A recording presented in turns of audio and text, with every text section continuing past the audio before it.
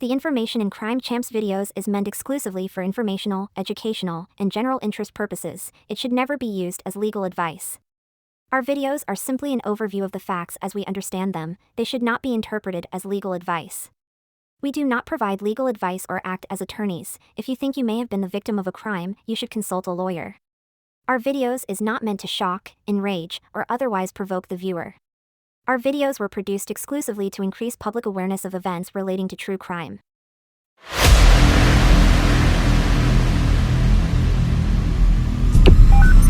911, what's your emergency?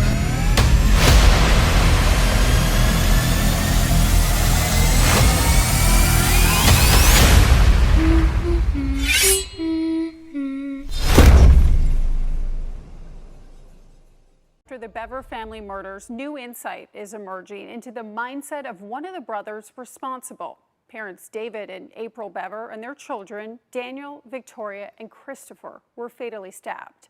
A clear motive has never been revealed, and tonight the older brother speaks for the first time about what he claims was behind the attack. A warning, this story contains graphic and disturbing content. They didn't know what I was about to do.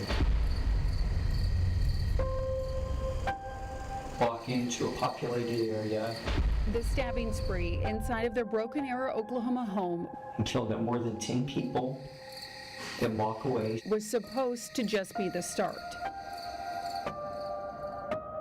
A shipment of ammunition was on the way. Yeah, they're coming to the house. Wow. And inside of that house, teenage brothers Robert and Michael Beaver already had a stockpile of body armor and knives. Weapons were waiting at a local store. He was real polite on the phone and real courteous, and I didn't think anything more about it at that time. But behind that polite exterior was a fixation on killing. And it was just sort of a twisted little path that I took from doomsday prepping to deciding that I wanted to kill people. You said you're going to go on a killing spree. What was your end game? A shootout with the police. I wanted to, I pictured myself doing the most, it still sounds impressive for some reason, does it? Full body armor, weapons, ammunition, shooting at cars, they blow up or something, you know. I get hit a couple times, I go down, I take myself out or something. I just had so much rage inside of me, so much homicidal rage. That rage fed into an idea he kept coming back to, a fantasy of combat, not real military service like he once told detectives he'd considered. I wanted to join the Marines for a while, but my parents were like, "You want to throw your life away?" Instead, it became a stylized version of combat, shaped by video games, movies, and online forums he consumed. Have you ever played Grand Theft Auto? Mm-hmm. If you get 5 stars as a criminal, every special forces and police in the game surround you, and if you can manage to hold on for a while, you get experience points. I had like this fantasy of doing that, being 5 stars and having just a ridiculous gun battle with the police. Now, was he planting a seed to try to throw us off, or was he saying something to try to pull us in? To help us understand Beaver's mindset, we asked an independent expert to review the entire interview. David McLeod is a University of Oklahoma professor who studies violent offenders and forensic behavior. His is interesting in that, he wants to be much stronger than he is, and he knows that he's not, at least subconsciously. So a lot of this is his justification to feel bigger. His end game was always to try to feel power over his environment. And that probably comes from a deep, deep belief that he does not have power or control in his environment. Whatever the events of his early childhood, mixed with, most likely, the chemical realities of his brain. The motive behind the Beaver family murders has never been fully clear, except to the detective who interviewed both teens just hours after the killings. It's easy for me to say because I sat face to face with both brothers and I saw pure evil in both of their faces. What do you think of that assessment? That's probably the best way a person can look at it without trying to understand me, and I'm fine with that. I think that it's evil to try to justify what I did, and I still stand firm on believing that I have to take responsibility for what I did, and there are people out in the world who deserve the peace of mind of hating me and calling me evil. After our interview, Beaver followed up in writing, saying that his motivation was terrorism and experiencing combat as a prelude to suicide. Evil at its core. Steadfast in my belief that Michael was much more involved in this. But the prosecutor who tried his brother Michael says he doesn't buy that explanation. I think that sounds to me as though he's trying to rationalize in a modern context what's going on. So if he has access to the internet in prison, if he has access to media, I'm sure he's starting to look and dive into things and come up with a reason other than a very immature reaction to a frustration. Frustration that was building behind closed doors as investigators say the family was isolated. So how did two teens go from buying body armor, playing video games, making YouTube videos in their room, Well, I still have my long hair. I just shaped it to look like a faux hawk. to carrying out real-world violence? And in general, I just feel like mass murderers they feel emasculated, sexually frustrated, slighted, demeaned by people or society. They can't get ahead even though they think they're smarter than everyone else. You've got like the leader and the follower who juices them up to keep them going. One's a psychopath, one's depressed, just like Columbine.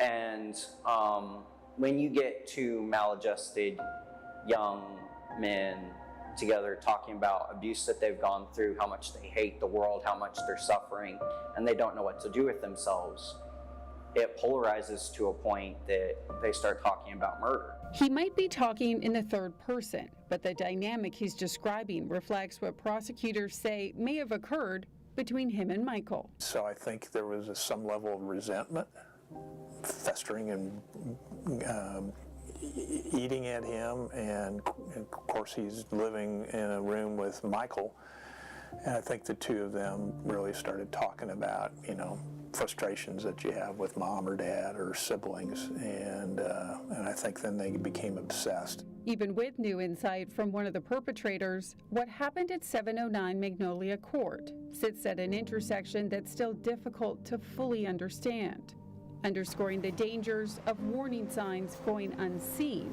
or unreported.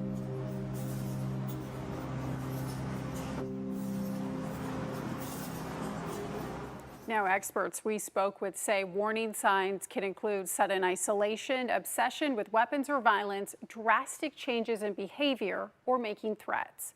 Now, we have spent months digging into this case, and if you would like to see more of what we've uncovered, just scan the QR code that you see right there on your screen, and that'll take you to the trailer for our upcoming podcast. Would you like a glass of water or a cup of water? Bottle of water? Yeah, sure. Okay. Do you want anything to eat? I say I can get you some snacks or something. Yeah, Yeah, I've got one for you. I would grab some earlier.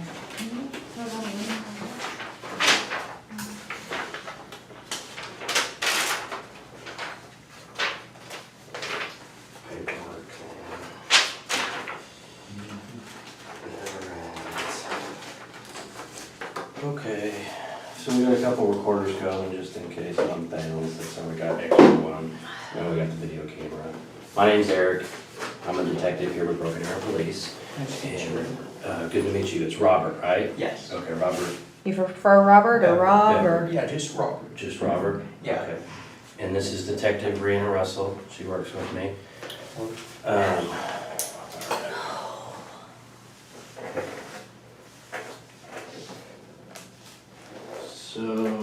got here is your notification of rights, just like you see in here on TV. What I'm gonna do is you look at 1 through 5 for me, and I'm gonna read them to you, just to make sure you understand. You have the right to remain silent. You do not have to answer any questions or make any statement. Anything you say can and will be used against you in court. You have the right to talk to a lawyer before we ask you any questions, and you have the right to have him with you during questioning, him or her. Where did we go? Number 4. If you cannot afford a lawyer and want one, the court will appoint one for you before you are asked any questions. If you want to answer questions now without a lawyer being present, you may do so. You have the right to stop answering questions at any time. So you understand 1 through 5 as I read them to you? Yes. Okay, were you able to see them and kind of read them yourself as I was doing that? Yeah, I can see them fine. Okay, good. Read along with me. I'll say it out loud, this waiver here for me. I have read the statement of my rights shown above. I understand what my rights are. I'm willing to answer questions and make a statement. I do not want a lawyer present at this time. I understand and know what I am doing. No promises or threats have been made to me, and no pressure of any kind has been used against me. If you agree with that, so if you understand your rights 1 through 5, and you agree with this waiver, sign right here for me. Okay. Oh, sorry. Hang on, let me get those off. You're not going to do anything crazy, are you? No, no. Okay. Yeah. Let's see here. Man, they got you pinned up in here, man. Yeah. Dang. Let's see. I always go the wrong way each time. So the other way.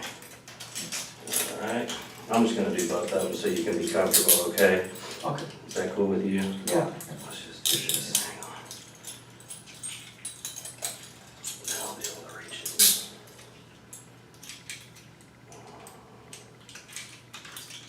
There we go. Okay. Gosh, I should have said something sooner. Almost got used to them.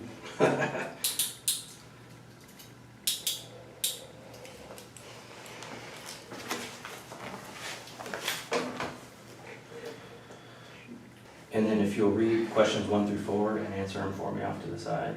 Okay, how much formal education do you have? High school diploma.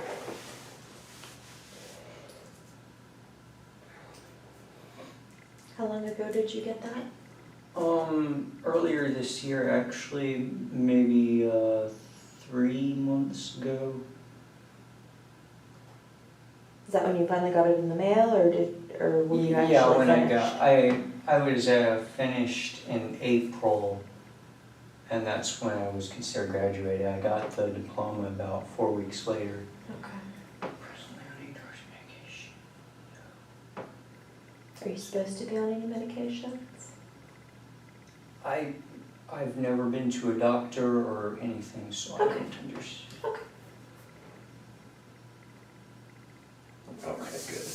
So you got a high school diploma, you're not present, you said no. Are you presently on any drugs or medication? Under the influence of alcohol, you said no, and you speak and understand English, you said yes. Seems you're truthful there. The rights 1 through 5 that you read and that I read aloud, you understand those, right? So if you want an attorney, you just gotta tell me, okay? What we're gonna do is we just want to sit here and talk about what happened. I'll ask some questions, you can ask me questions, she'll ask some questions. If at any time you're uncomfortable or you decide you don't like us, just tell me and we'll stop. I won't get mad, nothing crazy is gonna happen. Or if you have a question and you're like, man, that doesn't make sense, I don't understand, let me know. Or if you think you need an attorney to help you make a decision, just let me know. Sound good? Sounds good. Okay, cool. So like I said, we wanted to kind of talk about what happened last night. Can you kind of run me through what happened? Okay, just last night? Well, okay, let's do this. Let's go back to the beginning because we know some crazy stuff happened last night, and I've heard and talked with your brother, and I know that you guys kind of talked about it before and had some planning. So start there, where you came up with the idea and what you were thinking and what happened. Okay, well, it actually was when I was about 13, and I had always, my parents always beat me until I wished I was dead, but then I had this idea, what if they were dead instead? And so I just kept that thought in my head for some years, and then I finally convinced my parents to let me leave the house and walk down to Microtech and get a job. So I started saving up money, got a few $1,000s because I didn't have any bills, bought some leisure stuff, but I also started buying body armor. And I was buying body armor on the off chance that I would ever get to use it, like if I could ever get out of there. But after so many months, I quit Microtech and I was like, okay, I figure I have about enough money now to make this happen. So my brother had already asked me about the body armor. He had kind of a similar interest in it. I was like, sure, I can buy you some too. He had a similar interest in the body armor? He has similar interest in the body armor. I found out from late night conversations with him that he also had an interest in murder. I thought that was pretty cool. Okay. So, so I was like, yeah, I'll buy you your own rig. And, you know, the packages kept coming. I kept having body armor showing up, and my parents were like, you know, why are you stockpiling body armor? I never told them. When I only had my helmet and my plate carrier, though, I came into my dad's office one day, and I just looked at him and I said, this is my life preservation rig. And I could tell he was really angry because, you know, he didn't want me buying stuff like that. He was kind of like glaring at me. How long ago was that? When was that? A few months ago. Okay. So when did you start buying body armor? You know, I bought the plate carrier, I think it was either really early this year or sometime last year. Okay. And like I had to agree to some kind of little waiver that apparently nobody pays attention to that said, yes, I'm over the age of 21. It's like, well, you actually only have to be 18 to buy body armor, but for some reason it said, yes, I am over the age of 21. And so I was worried for a while. I didn't buy anything else because I wasn't sure if I was even going to get this plate carrier. And I was like, well, I have to do this without body armor. Okay. Anybody could lay me out. So, but then he arrived and I started getting more bold about it. I bought myself a helmet from this veteran. Did you meet him online or something, or how did you... I didn't actually know him, but I could tell this guy wasn't like a seller who was reselling old helmets he found. This was like the only one he had in stock. Okay. Same with my brothers. These were Was that on eBay? Yeah. Okay. Yeah. But these were personal sellers, and I thought it was really nice that they would sell me these helmets. And his ended up being too big because when the Chinese faceplates got here, they wouldn't fit under his helmet. And it was like sticking out, and he was like, I can't see out of this thing. So I was like, okay, after we kill him, I'll take a saw and I'll cut the corners off so it fits in there. And he's like, okay, fine. So that's why we weren't wearing the masks when we were caught, because I never had time to doctor them. Okay. But otherwise, after that, I got myself a balaclava. You know, I didn't want to get helmet hair. Yeah. I got myself some Kevlar sleeves, which I did use last night. It actually saved me because they kept trying to bite my arms. Really? And those sleeves stopped them. It was, you know, they were like trying to take a chunk out of my flesh, but those sleeves stopped them. Dang. Did you still have those on when you got caught? No, they were so soaked with blood, I just stripped them off and threw them on the floor. Oh, so they're in the house somewhere? Yeah, they're in the house, near my closet with the rest of my rig. But I got myself some Kevlar gloves with the hard knuckles, injected knuckles. I was only using one last night, wanted to go over their heads so they couldn't bite me. Okay. And then this was my knife hand, and it was bare. Okay. What kind of knives did you have? Like in 2013, I bought myself I want to say it was 11-inch, an 11-inch hunting knife. from Survivor Knives. Okay. And then about a few weeks ago, I ordered a 15-inch hunting knife. Okay. And I used those. I also had a pear knife. It was a little tiny surgical blade. Okay. That's what I started out using. I got that as a sample at like Razors or something so many years ago. Okay. I don't know why I held on to it, but it broke. I tried to use it. Okay. But that was about all I was using. So you got the kind of the body armor, the helmets, the masks, then you had the knives, and during all that time you kind of talking with your brother about this stuff too?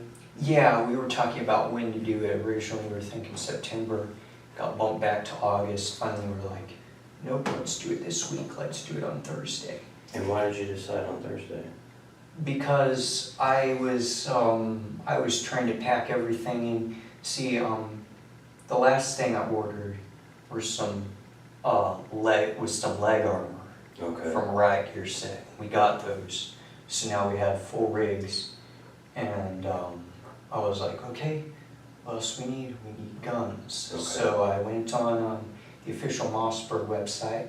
I found a real nice Mossberg 590A one. Okay. With the stock, and I ordered that. It was only about $529. And you paid? Do you have like a debit card or credit card or something? Yeah, I was using my debit card. I paid cash for everything. I stopped working at Micatech after I got so many thousands of dollars. So I had like a budget for this. It's in my book. Your book? Yeah, I have a little book in a lockbox underneath my bed. Okay. It talks more about it. Does that lockbox, how do you unlock it? It's already unlocked. Okay. It was just three dial combinations on each side, but it's already unlocked. Okay. I was just making the last entry before we did it. Okay. Um, So you ordered the shotgun. How was that going to get here? Where was it going? Well, I already did my research. Funny thing was, we were originally planning to do this with knives, but then I found out you can order guns online, and that was just mind-blowing because my parents hate guns. Yeah. They were kind of a weird mix between some kind of liberal hippie and conservative nut, because they were racist as all hell and homophobic, and they hated cops, and I just hated everything about them. And for another thing, like my dad always told me, I gave you life. I'm your God. Wow. Did they go to church or anything anywhere? Never went to church. I don't know where they got all their ideas. Huh. So, did your research and found out you could buy guns, and you ordered this shotgun. How did that work out? It worked out fine. It took like 2 minutes, and it said, okay, your shotgun's on its way. It went to gun shop. It was the first one to arrive, and I got a call from down there. He was like, your order's ready to pick up. Of course, I'm not allowed to leave the house, so I was like, okay, well, I have like 2 more guns on the way, so if I could just come down and pick them all up at once, he'd be like, sure. So then I went back on in, and I ordered 2 automatic Glock 41s, one for me, one for my brother. Okay. And those took a little longer to ship, but finally I got the call saying, okay, all your packages are ready to pick up. So I was like, how am I going to get this? So I decided, okay, I'll pick them up after we kill them. What about ammunition and bullets? Yes, I was just getting to that. Okay. It was like 3 days prior, and I was like, how am I going to get those guns? So I was like, okay, we'll pick them up after we kill them. And I was like, now all we need is ammunition. I found this website, bulkammo.com. They do like 2-day shipping on thousands of rounds of ammunition. So I bought 2,000 rounds of 45 caliber ACP total metal jacket ammo for the Glocks. 1,000 rounds for me, 1,000 rounds for my brother. And I bought some 250 rounds of 00 buckshot for the Mossberg. And they're gonna arrive sometime today. They're coming to FedEx. Yeah, they're coming to the house. Wow. It's gonna be a shock for that FedEx guy. Yeah, that's a lot of bullets. Oh, he's gonna flip. They almost sold guns to him. God. How did you know what kind of ammo to pick and stuff? Did you just research that too?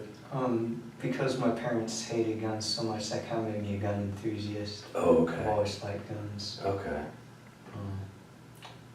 I like guns too. They're pretty cool. I mean, we get to shoot a lot. What, I wanted to join the Marines for a while, but my parents were like, "You want to throw your life away?" huh. So you say you weren't allowed to leave the house. What do you mean by that? They didn't want me going anywhere without a good reason, and they wouldn't let me get my driver's license. So I was in the house all the time. Nobody left the house unless Mom went to the store to buy more groceries. She'd buy like a week's worth of groceries at a time. And my dad only left the house once or twice a week, and my mom never left the house. None of us did. And when did you quit working at Micah Dad? In January.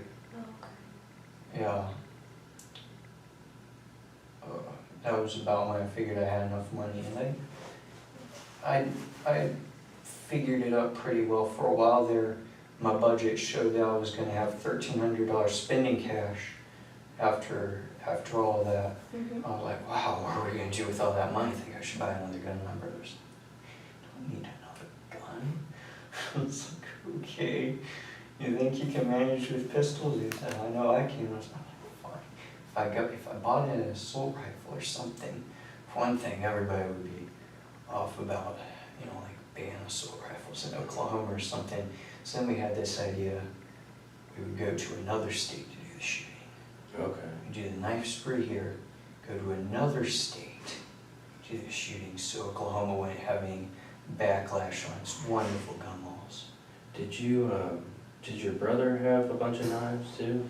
Yeah, he had a little flip open serrated knife and like a 13-inch hunting knife. Okay. He also had like a little 6-inch dagger. Both the little one and the 13-inch, I think he also got them from Survivor. Okay. And so you guys decided Thursday night, well wait, what is today? Is it Thursday? Today's Thursday. Yeah.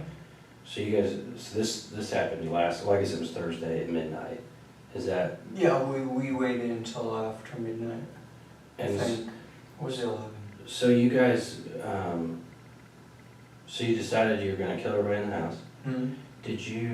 How did you plan that out? Who was doing what? Did you like plan all of it out and this is how we're gonna do it and this is? Yes, we had every single little detail planned out. Can you tell us about those? Yeah. First, after midnight, after everyone was in bed except my mom and my sister, Michael was going to invite my sister back to the room. He was taking one of his old laptops apart, and he was going to show her, and I was going to sneak up behind her, put my glove over her mouth, and slit her throat. And I did it, but she just got real wide-eyed and started screaming. I was like, killing them isn't as easy as I thought. There was blood everywhere, and I was like, oh my God. Yeah. And so I just went crazy, stabbing her, threw her on the ground. Well, tell me, because I want to know what you guys planned to have happen, and then we'll have you tell us what really happened. That part went about as planned up until the fact that she didn't die right away. Okay. We thought it was going to be quick and quiet. We had laid out a little towel on the floor So to she was drop supposed her to on. just. But she made such a huge bloody mess. So she was supposed to go quiet and quick, and then what was supposed to We were happen? going to drag her body into the closet. Then we would go into the family room. I would do the same thing to my mom, and she was sitting on the couch. Okay. And she was going to have her back turned. Instead, she came bursting into our room after hearing all the screaming. So at that point, the little tiny pair knife had broke while I was stabbing my sister. Is that what you used to cut her throat with? Was the smaller one? Yeah, because it was like a surgical blade. Okay. And so you said you cut her throat, but then she started screaming, blood going everywhere, and so then you started stabbing her? Mm-hmm. Where did you stab her? That's where it gets complicated because I'm still trying to remember all the details of because, when I saw somebody move, I just started jabbing at him. Okay. And I wasn't making any expert stabs. I was just trying to get him to stop moving. Okay. So, She just stabbed her a bunch of times, do you think? yeah, but it made my arm so tired that by the time we were getting out of there, I couldn't lift this arm. Wow. And was that before your mom had come in there? No, I was still ready to go. I was like, you know, it's too late to stop. So when she came in there, I dropped the handle for the broken pear knife. I took my 11-inch hunting knife. Where was that? It was right there. I had all, before we started, I took my soft vest, my sleeves, my balaclava, my gloves, and my arm protectors. I laid them out on my bed and I put my sheets over them. And when it was time, I just slipped it all on. Except the balaclava, I decided to skip that. So the second knife that you had, were you wearing it on your side or something? No, I had them laying there because I didn't want to have to take them out of the sheath. Okay. I just scooped it up and I chased my mom into the hallway. And I saw my little brother coming out of the room smiling like, Who was that? Which one was that? Christopher, the little blonde one. How old is he? He was 10. Okay. So he comes out kind of like, what's going on? Yeah, he was like, what's going on? And then he sees me start stabbing mom and she's screaming. And I managed to stab him in the arm and he took off running out and where he went. Okay. Where did you stab your mom? First I stabbed her in the stomach. I did kind of a low blow swing at her. And then I started going for her throat, but I think I missed and I hit her in the jaw or something. Oh gosh, okay. Was she up trying to grab you? Was her hands out? Oh yeah, she was fighting. She was really fighting. Did her hands get She started trying to bite my arms and my hand, and she tried to wrestle, and I found my hand, but I was stronger than her. Yeah. But, you know, what the hell was Michael doing? Michael, since at that point nothing was going like we planned, it was amazing because he helped me out so much. He pretended to be really freaked out and scared, and he was like, Robert, what are you doing? And Mom was screaming, call the police. And Michael was like, I'm calling the police, I'm calling the police. And as I was walking away from her, and Michael whispered in my ear, Michael. So, okay.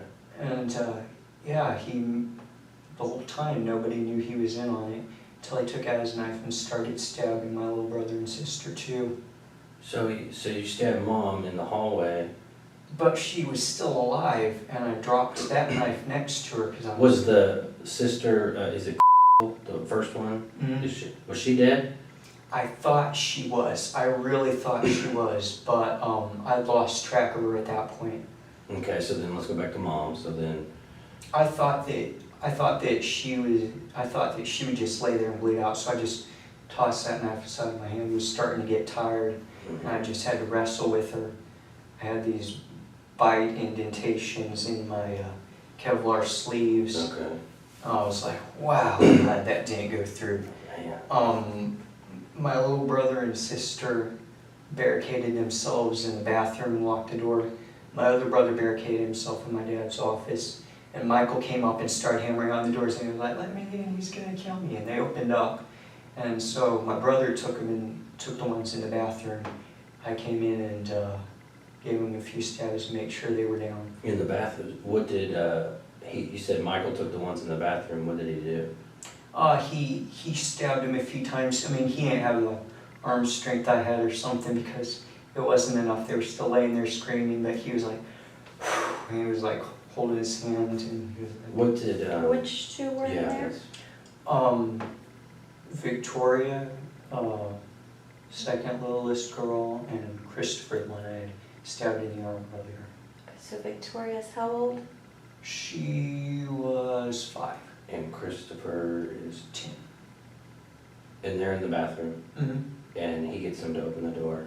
Mm-hmm. And do you both go in, or are you just kind of still in the hallway and he goes in? Well, I was waiting for my other brother to open up my dad's office door. I was going to take that one. And which brother was in there? Daniel. Okay. Too many brothers and sisters. I think they were doing it for the tax benefits because they hated all of us. They would, I mean, my 10-year-old brother, like, he didn't, like, turn off the upstairs. Like, he had a similar situation I had when I was his age. That's so weird. When I was his age, I forgot to turn off the light in the game room upstairs before I came down. So my dad grabbed me by the shirt and he picked me up and he dragged me up the stairs and he threw me on the ground. He was like, "That costs money." And with my brother Christopher, he dragged him down the stairs and started kicking him around on the floor. And How long ago was that? With him, earlier this year. See, I was really getting fed up with it. Why didn't you ever like call the police or something? About 3 years ago, my mom slapped me so hard I left cuts down both my cheeks, and I took pictures on my phone. And I had the lady from Youth Services in my contacts because I knew everybody down at the Justice Center. I volunteered there and I was like, okay, I gotta end this. But I didn't send it because I was like, no, someday I'm gonna take care of this myself. And I was like,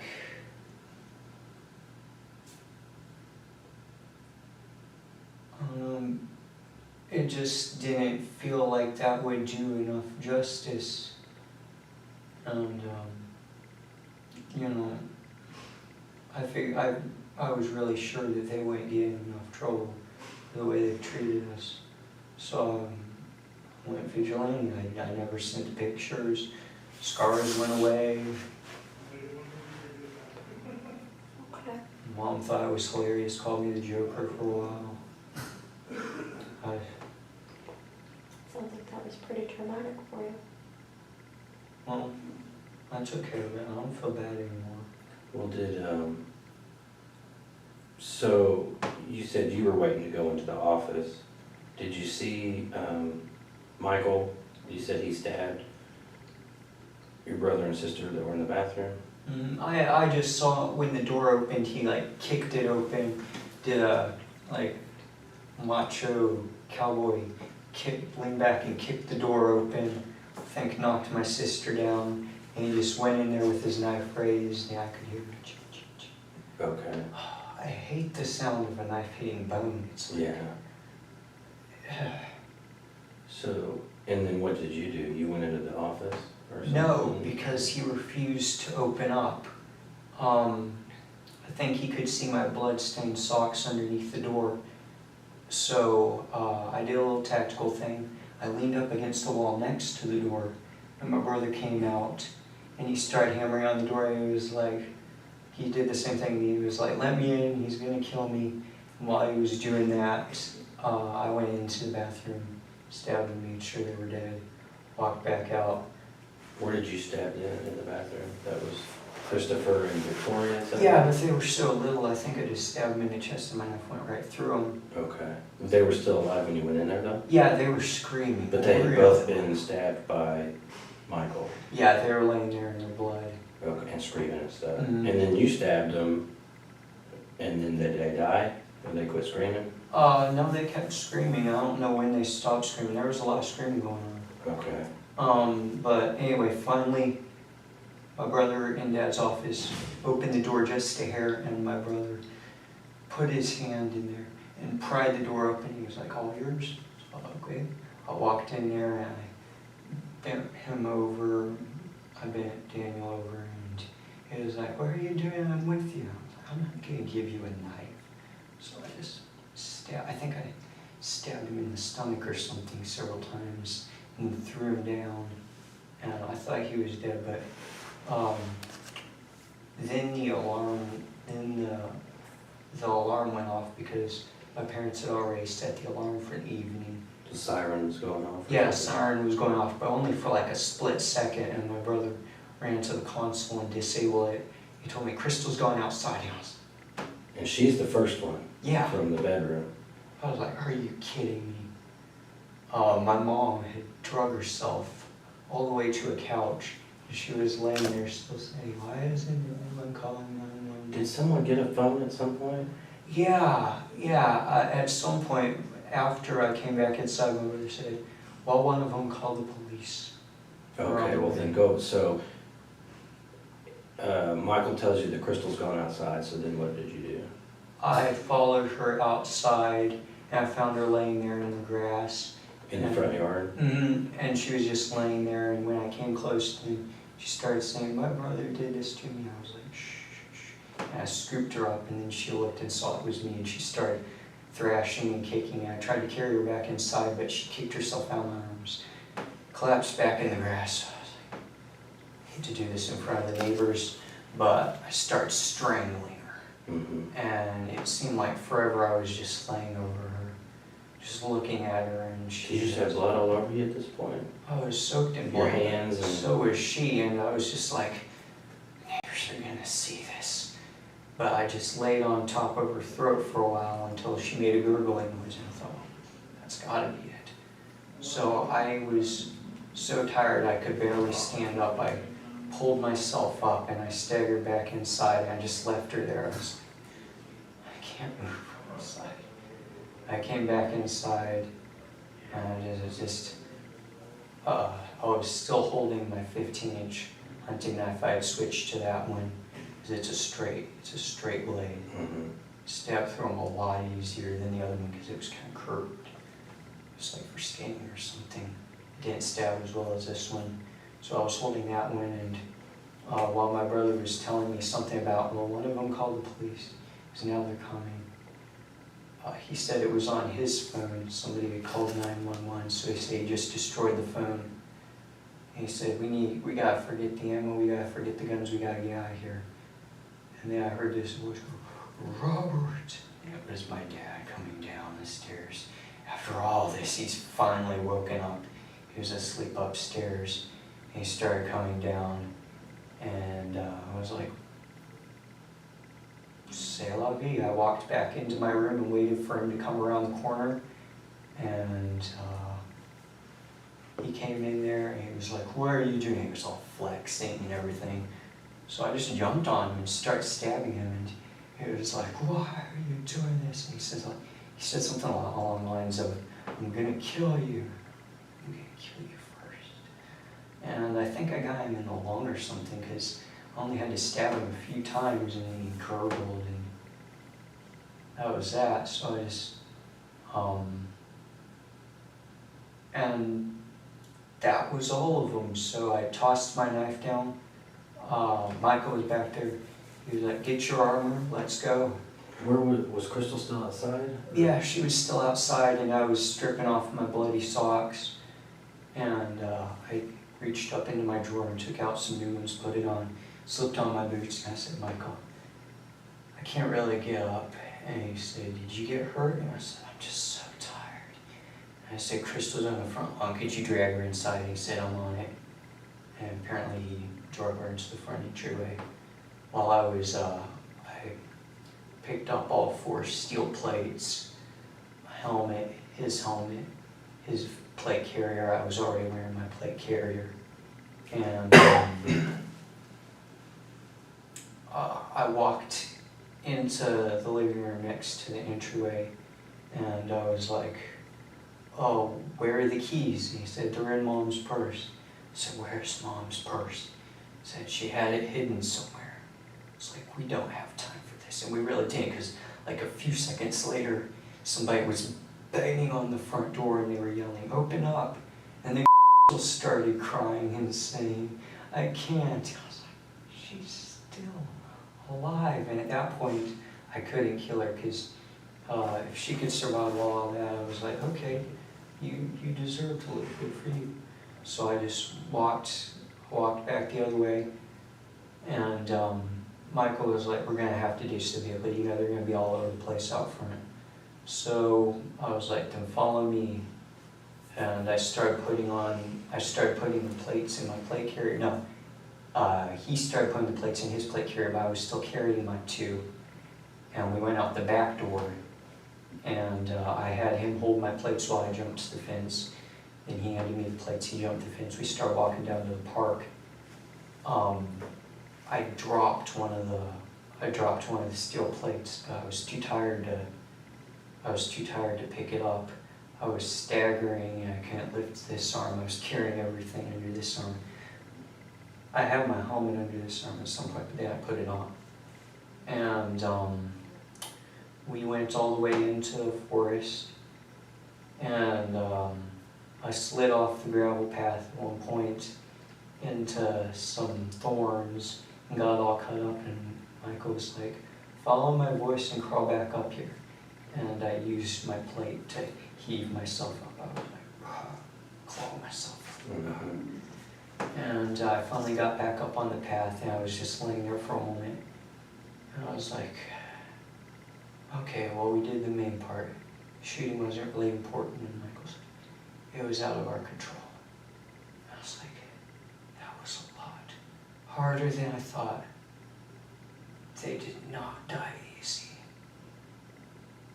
And Michael said, well, at least they're gone. The world's a better place. And I was like, yeah. And that gave me the strength to get up and put my plate in my plate carrier. We kept going down the path, and Michael was like, wait, I don't need my back plate. He took it out and he like flung it to the side, and he was like, now they'll go that way, see? And I was like, okay, I still need to rest. So we cut off into the woods, down just a narrow dirt path. And then after we felt like we had gone far enough down there, we stopped on a riverbank and laid down, and I stripped my steel plate carrier off, because it was getting too heavy on my chest and I couldn't breathe. I was wearing the soft vest under my shirt, and then I was wearing the plate carrier, and it's fine for walking, but laying down those plates, you know, I'm just too small of a person to hold that kind of weight. So I stripped it off and left the plate carrier, and Michael was like, you gonna leave your plate carrier? And I was like, no, I might carry it. I said, I just need to rest for a moment. So I took my helmet off and I laid it down, and I used it as a pillow. I don't know how long I laid there. Michael started throwing up, and I was like, yeah, just give it a moment, you'll be fine. I patted him on the back and I said, it was a pleasure doing this with you. You're the only one who understands. And then we saw flashlights, and so I said, lay down and be very still. So we did, and that's when we got caught. Okay. When did you know that the cops were there? When did you first know the police were there? I heard sirens sometime while we were down crossing the park to go into the forest, and Michael was like, you think that's them? You know it's them. What else could it be?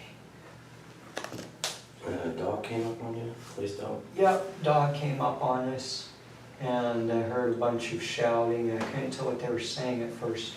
Finally they said, get on your stomach and show us your hands. And we both complied and said, yes sir. Showed them their hands, and then one of them like yelled knife boot or something, and the dog started attacking my brother.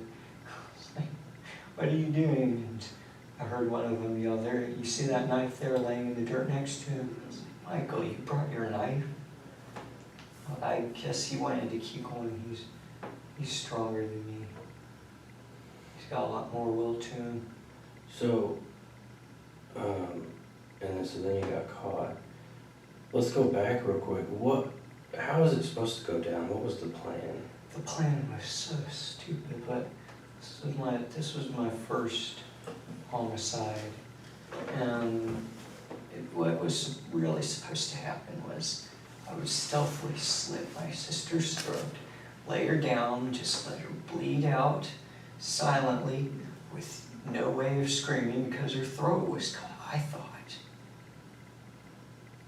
And I thought we would just lay her down, slide her into the closet. I would go in, put my glove over my mom's mouth, slit her throat, just leave her there.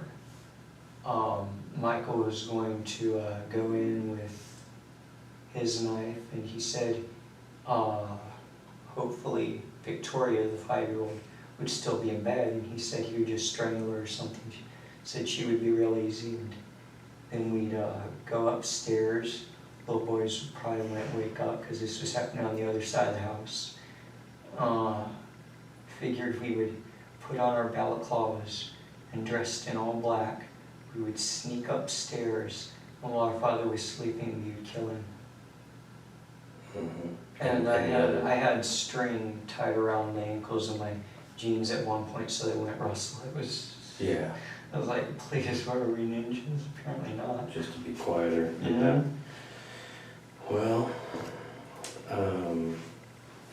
and then if that had all gone perfect, killing all of them in the house, did you, oh, because there's the baby, right, the toddler? Yeah. Was there plans to, what about killing her? I figured I would just chop her head off with my axe. Okay. So. And it, and that would have been everybody in the house then? Well, no, we'd have to go downstairs and kill the boys, but. Oh, the boys, okay. They didn't have cell phones, they wouldn't know what was going on. And then what would you have done if everything went that way?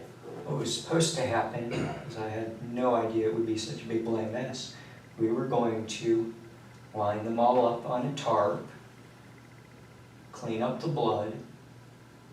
I was going to make a video interview with me and Michael in front of the bodies, talking about why we did this, what our future plans were, a little bit of background about it.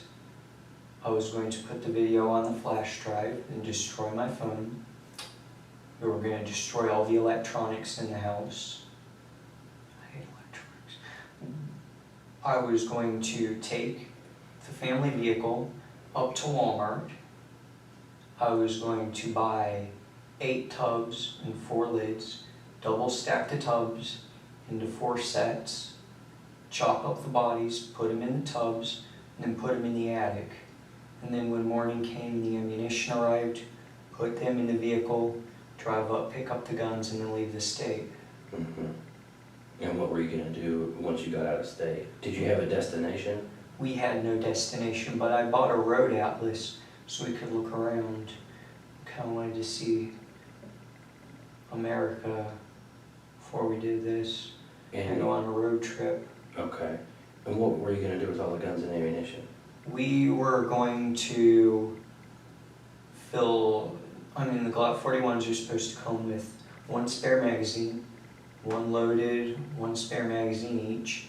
Load them up, keep 1 extra magazine with us, walk away from the vehicle from a secluded place, walk into a populated area and kill no more than 10 people, then walk away, start stripping off our armor, put them in duffel bags, put the guns in our backpacks. We were also going to make Molotov cocktails so no one would follow us. We'd just light the place on fire or something. Walk back to the vehicle, drive away, and see if we could do that. Hit a bunch of places, and 10 bodies would add up after a while, and maybe people would start to get some sort of idea this is the new thing. So why would you want to kill so many people? I've always been fascinated with the idea of killing people. Not that I have anything against people in general, but I figure if you kill so many people, you're going to kill some bad-minded people, some people that aren't contributing anything to society. And there's so many billions of people in the world, and each one of them think they're special, but they're not. And who's really going to miss? Even if we killed 100 people, who's really going to miss? I mean, that's only going to affect so many other people.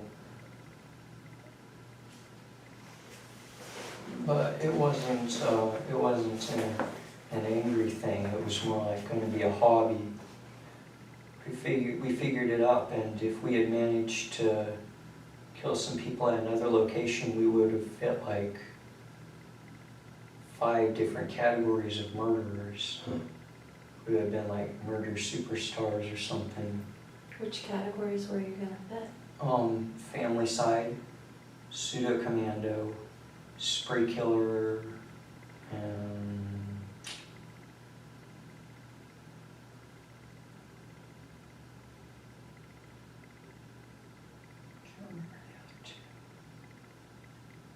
I can't remember all of them, but those were the main ones. There's ones that that I fancied. Oh, mass murder.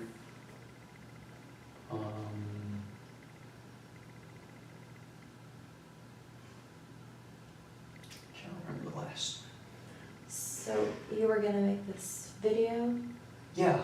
And what was this video? What were you gonna say? I was going to start out with my brother holding the weapons in the background, and I was saying, I'm just here in my house with my bloody weapons, but you know what I like a lot more than bloody weapons? These 4 tubs that I've got here to store my dead family members.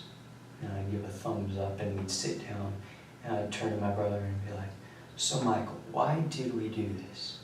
He would talk about why he thought we did it. We'd compare thoughts, and I didn't really have it planned. I just knew it was going to be good. Because whenever me and my brother sat down, we could brainstorm. Did you think like, so this video would become like kind of a pop culture thing and people would want to see it? And... Yeah, we were planning on making 2 versions actually. One that just showed the tubs, and it could be put on YouTube or something. The other one would show the bodies. Okay. So like a G-rated and a... Yeah, because I still wanted people to see it. Well, of course.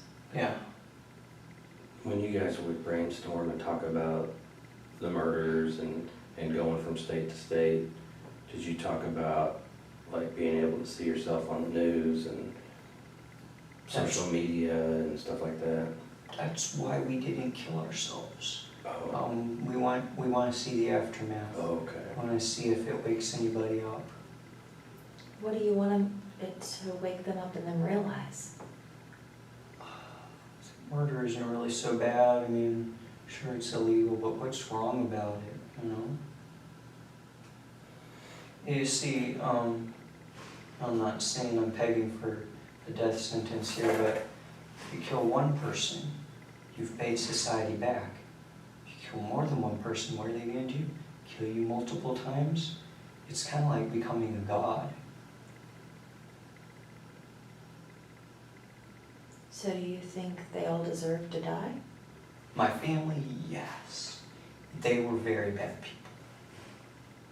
They were the bane of society. They made a system. Even the 4-year-old? Yeah, she was starting to show those traits.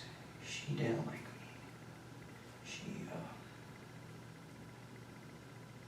She told me she hated me once. And my parents were like, I don't know, they almost seemed to support her. They were like, hey, you stay away from your brother. I never told her anything. She never saw my body armor. She just didn't like me. It was trendy not to like each other in the house. Fighting and stuff. Sounds like there was a lot of people in the house at all times. Kind of hard not to fight when you got... Well, 18 years being cranked up with all those people. So who did you kill?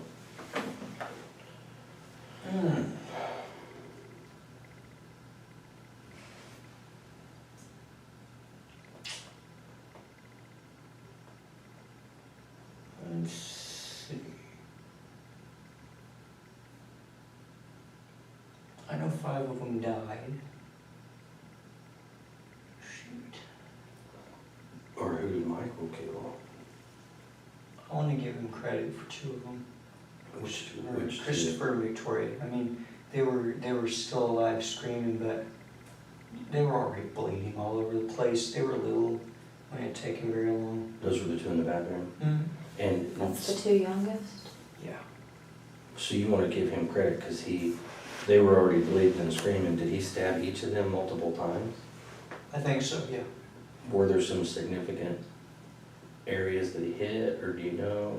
I really don't know, but I mean, there was so much blood, and up until a few hours ago, I couldn't remember myself because it was like, up until the very second I stabbed my sister, my mind was like, it worked like clockwork. I was planning every second, working on every detail, thinking about the future, pondering philosophy, and whatnot.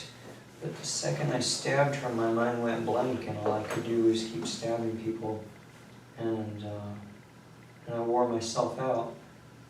It wasn't until about when, sometime while I was sleeping in the holding cell, that I started remembering what actually happened. I'm still thinking about it. So if he killed those two, then that means you killed Mom and Dad and Daniel? Mm-hmm. Okay. How do you know that you killed those 3 people? I saw their bodies. I saw them not moving. 2 of them gurgled. With Daniel, I think I got him through the lungs at one point, and Michael was like, whoa, I didn't even know you could do that, because once I got him through the lungs, he just collapsed. He was dead right there. Okay. When you stabbed your mom, you said you kind of stabbed her in the stomach. Well, let me just ask it this way, I guess. When you were stabbing people, your intent was to kill them? Mm-hmm. Okay. What about Michael? When he was stabbing people, was that his intent? Was to kill people? Well, that was the plan. He was supposed to kill so many of them. I was supposed to kill so many of them. When we were doing the shootings, he would take 5, I would take 5. Nothing went to plan. But you guys had talked about that, and he had said, yeah, I'm going to kill so-and-so, and I'm going to kill this many people at this point. Mm-hmm. Is that kind of how that happened? Yeah. Did you get any cuts on your hand from stabbing when you were stabbing people? No, I walked out of the house without a cut on me. I got all these scrapes and cuts and stuff from when I collapsed while we were running. I had stripped I had stripped the sleeves and gloves off, and that left my arms exposed. Was there ever a time when you guys were planning this, or while it was going on, that Michael tried to stop you and said, this is dumb, or it's wrong, or anything like that? No, he was my strength. He always told me this is what we were meant to do. Mm-hmm. At one point I did tell him, you know what, let me wait until I said, maybe someday I'll get out of here, and maybe I'll get some military experience or something so we can do this better. And he was like, what the hell are you talking about? And I was just like, you're right, I can't leave you here, and I don't know when I'll get out of here. So. Was there ever another time where you wanted to back out? No, I always knew we were going to do this. Did you ever talk to anybody else about this besides Michael? No, I mean, in general, I talked to some people about murder. There was this girl at work. I thought she was like me until I found out that she just liked to take stuff from people. She liked to get pregnant all the time, and she liked to take people's money.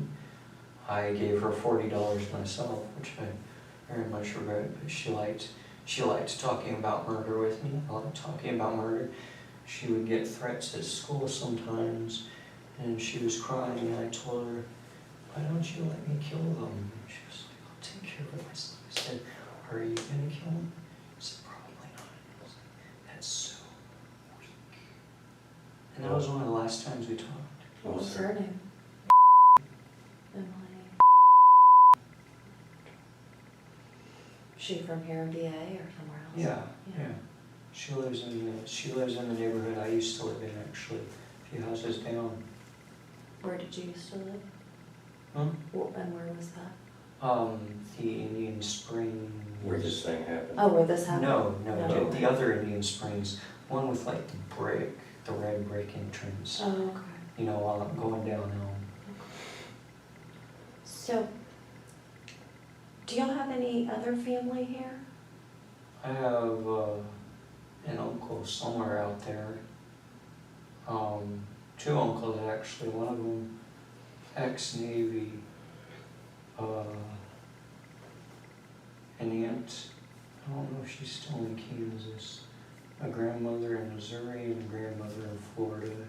another aunt, I think, is in Florida. The uncles, are they here? Like in Oklahoma? One of my uncles, I think, is. Okay, what's his name? Okay. Okay. Yeah. Was there anybody Do you else? know- Oh, go ahead. I was gonna say, do you know where he works or anything about him? All I ever knew is that he liked guns too, and I didn't really get to talk to him about it, but I always admired him for that. Go ahead, sorry. Was there anybody besides you talked to about killing people?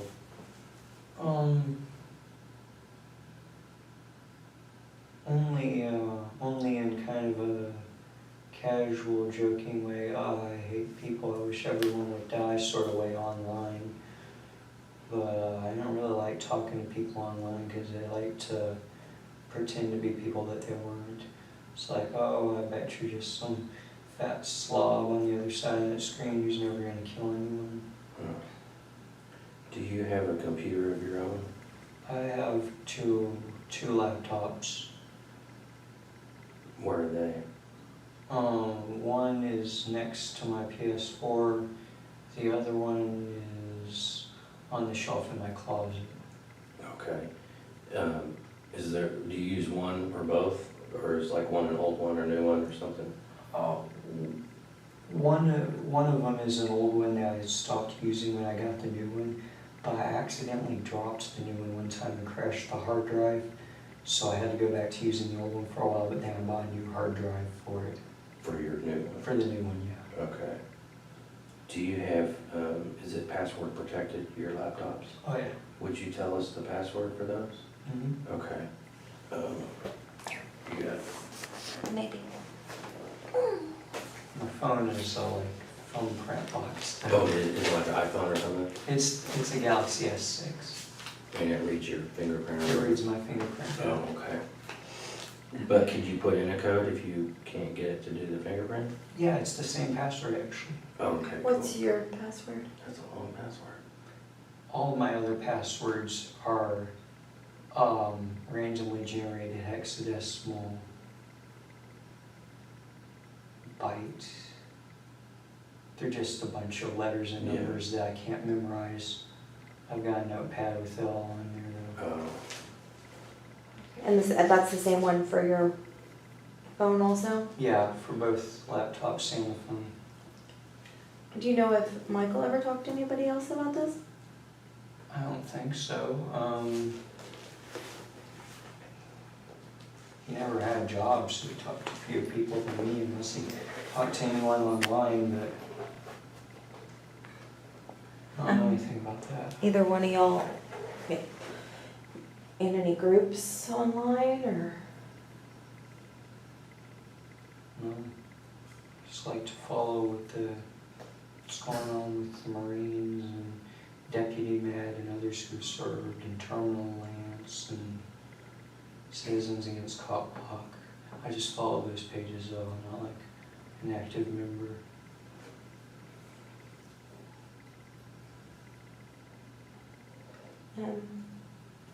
So, I guess if you could get your message out there still, what would your message be?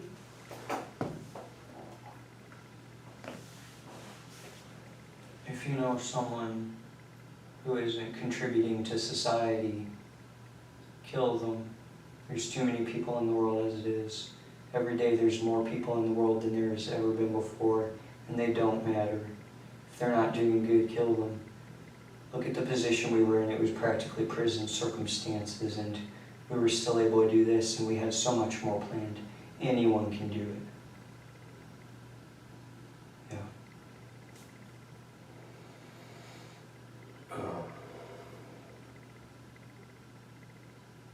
So what do you want to do now?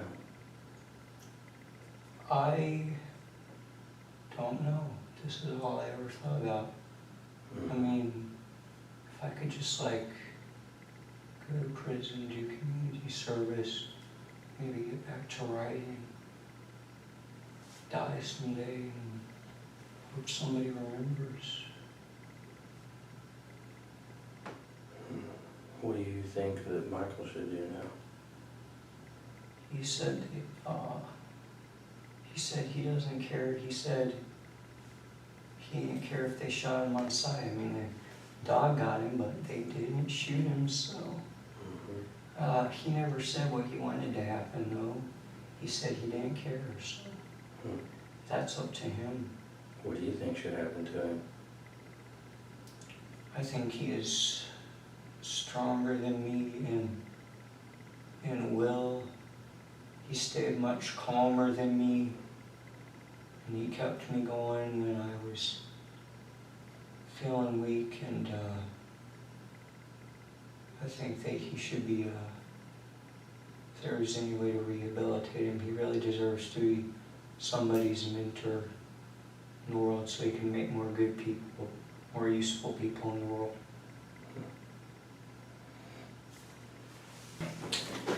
Is there anything else that that you're leaving out, forgot about, or that you want us to know?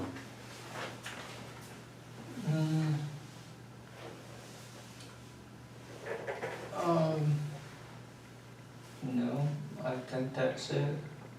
I have a full list of body armor and weapons on the flash drive on my keychain, along with some background art I made. Okay. It's got like Where's your keychain? it's hanging on a nail next to the clock on the right lower side of my shelf in my room. And then you've got the notepad that's under your bed in a lockbox. Mm-hmm. And that's got kind of some writings about this? I called it literary documentation. It's written kind of like a story / diary, but it's just, I was documenting what happened, and I made a list of the prices for all the body armor that we bought, and I made some diagrams for some bombs I thought up. How old are some of the how far back does that go? It only goes back about 11 days. I started documenting it. I started documenting it midway through our planning because I was like, you know, if we die, no one's gonna know what happened. Nobody's gonna know why this happened. They're not gonna know half of it. So. Okay. Would you be willing to write us a statement now with your story? Basically what you just told us, kind of starting at the planning stages, and this is the plans me and Michael made, and then this is what actually happened? Well, that would be a long statement. Yeah, I could get started. Okay. We got extra pages too for you. Let me fill some of this out.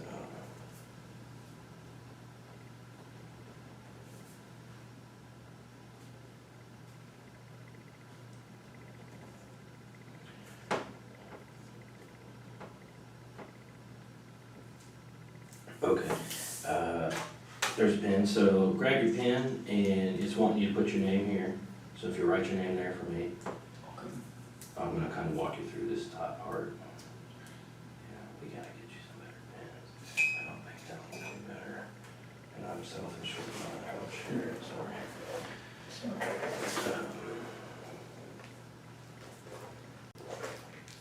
And then it wants to know how old you are.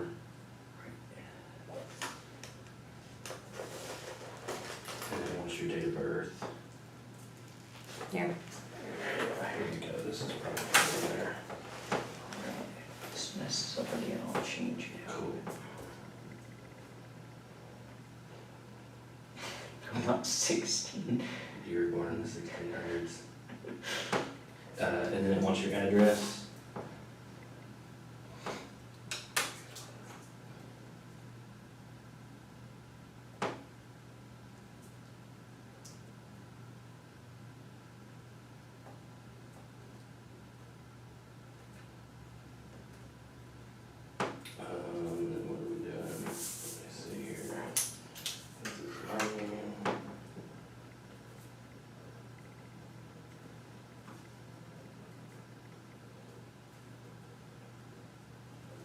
Okay, so read that where it says I have been duly warned. Read that, both those paragraphs to yourself. It's kind of like what we talked about on this other form, kind of notifying you of your rights and stuff. All right, do you need me to read it out loud? No, sir.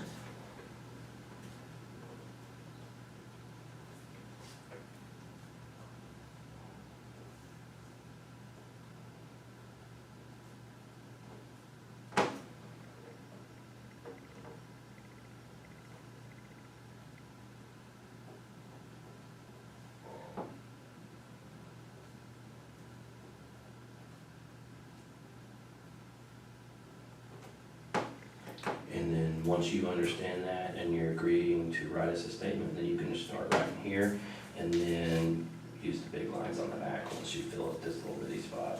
And make sure you sign there for me when you get done in there. And we got more pages like this if you're gonna need it, okay? Okay. And you got a bottle of water there, so just take your time. Don't worry about spelling. I can't spell, so.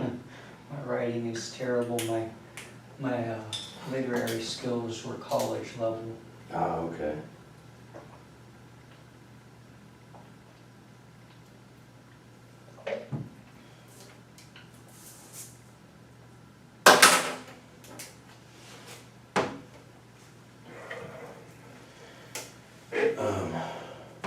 Yeah, so we'll let you get started on that. You run out of paper yet? Oh, you know, you're still doing good.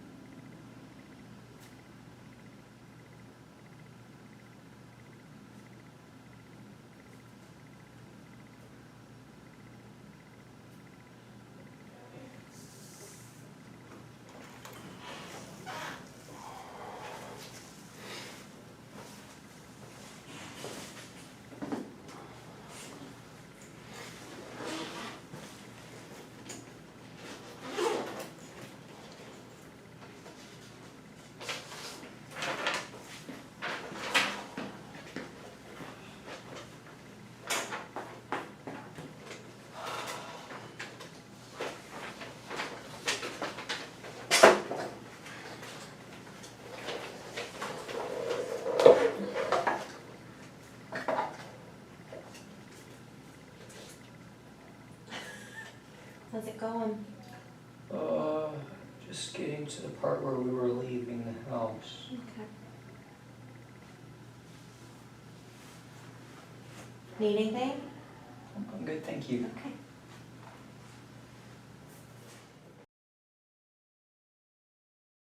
If you enjoyed this video, please subscribe, give this video a thumbs up, and press the notification bell. Additionally, you can view our playlists and most recent videos. Thank you for watching.